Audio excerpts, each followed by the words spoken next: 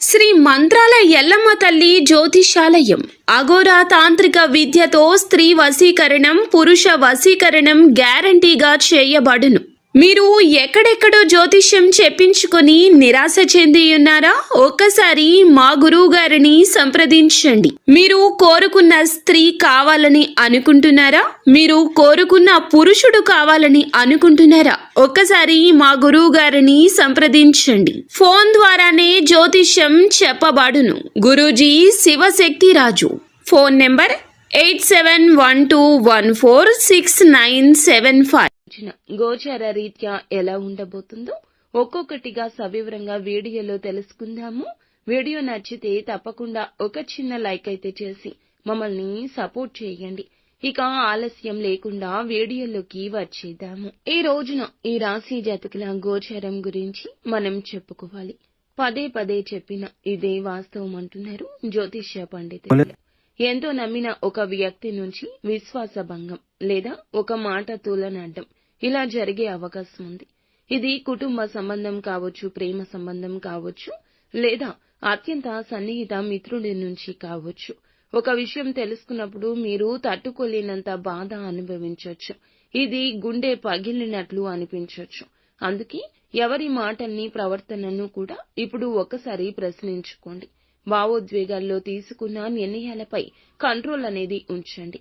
ఒకప్పుడు ఎంతో నమ్మిన ప్రేమ బంధం ఇప్పుడు సందేహాస్పదంగా మారే అవకాశం ఉంది. ప్రేమికులు ఇది గమనించండి. వారు దూరంగా మారుతున్నారేమో గమనించండి. ఒక పాత రిలేషన్షిప్ మళ్లీ గుర్తుకొచ్చి మీ ప్రస్తుత జీవితం తలకిందులయ్యే ఛాన్స్ ఉంది. ఇక ఇంట్లో ఒక పెద్దవారి ఆరోగ్య పరిస్థితి అనుకోకుండా చాలా వరకు తీవ్రంగా మారొచ్చు. మీపై ఎవరైనా తప్పు నింద వేసే అవకాశం ఉంటుంది. దానివల్ల కుటుంబ సభ్యుల మధ్య అన్య అభిప్రాయాలు కూడా ఏర్పడొచ్చు. ఈ రోజున మీరు ఖచ్చితంగా ఏమిటంటే గనక మీ మాటల విషయంలో, చేతల విషయంలో జాగ్రత్త.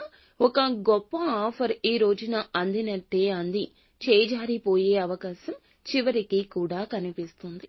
మీ సహోద్యోగులు లేదా వ్యాపార భాగస్వామ్యులపై మీరు పెట్టుకున్న నమ్మకం తక్కువ అవుతుంది. విశ్వసనీయ వ్యక్తులతో మాత్రమే కీలక విషయాలు పంచుకోండి.